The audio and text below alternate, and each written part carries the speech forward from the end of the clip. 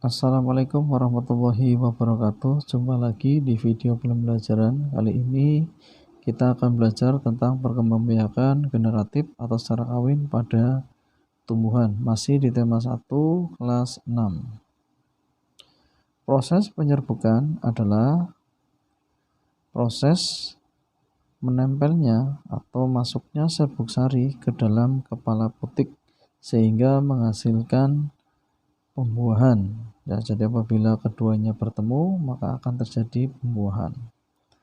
Serbuk sari disebut juga sebagai sel jantan ini pada tumbuhan, sedangkan kepala putik disebut juga sebagai sel betina. Berikut kita akan belajar tentang bagian-bagian bunga. Kalian bisa memperhatikan gambar berikut.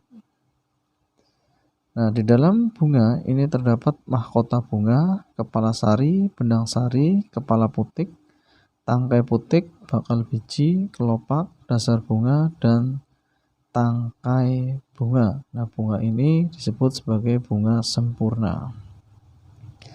Kemudian ada macam-macam penyerbukan. Yang pertama ada penyerbukan dengan bantuan angin atau disebut dengan anemogami.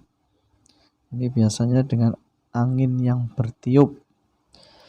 Kemudian yang kedua ada penyerbukan dengan bantuan hewan atau zoidiogami.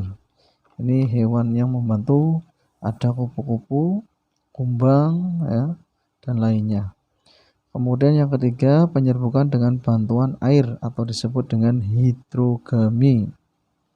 Ini perantaranya adalah air. Kemudian yang keempat ada penyerbukan dengan bantuan manusia atau antropogami. Biasanya tumbuhan yang bantuan manusia adalah vanili, salak, maupun anggrek.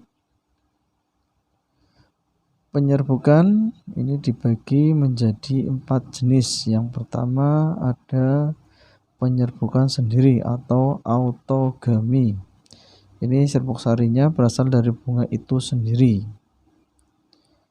Sedangkan yang kedua yaitu ada penyerbukan tetangga atau disebut dengan geitonogami.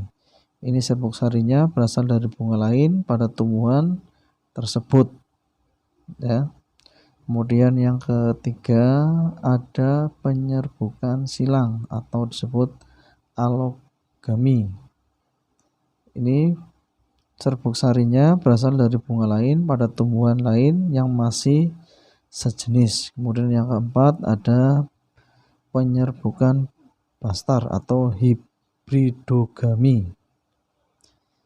Ini serbuk sari berasal dari bunga lain pada tumbuhan lain yang berbeda jenis. Ini ya.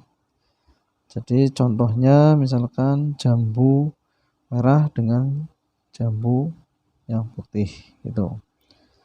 Ya, demikianlah penjelasan dari Pak Guru. Selamat belajar.